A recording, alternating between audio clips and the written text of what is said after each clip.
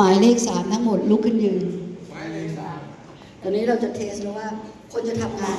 ยืนไว้ก่อนคนจะทำงานในสิ่งที่สำคัญคือต้องรวดเร็วต้องว่องไวนอกจากดูแลเรื่องเขาเรียกอะไรประสบการณ์ในการทำงานแล้วร่างกายต้องไปด้วยหรือเปล่าถ้าเกิดร่างกายเราไม่พร้อมมันก็มีผลต่อการทำงานด้วยสมมติเลข3ปั๊บอันนี้มีคนขาดูว่าพวกนี้ต้องวิ่งเปลี่ยนที่กันนะอันนี้ต้องเข้าไปแย่งนั่งตรงไหนก็ได้คนไหนไม่มีที่นั่งคนสุดท้ายต้องมาขาหมายเลขต่อไปเข้าใจไหมแต่พร้อมอันนี้สาธิตนะแต่เอาจริงนะเริ่ม3เปลี่ยนที่ลาลาลาลาลาลาลาลาลา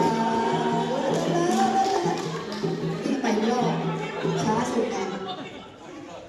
ช้าสุดนะเห็นป่ะ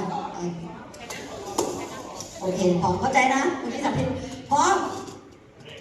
เลข4ลาลาลาลาลาลาลาลาลาโอเคพร้อมอันนี้ฝึกแล้วด้วยนะต้องรวดเร็วเวลาทำงานโอเคพอ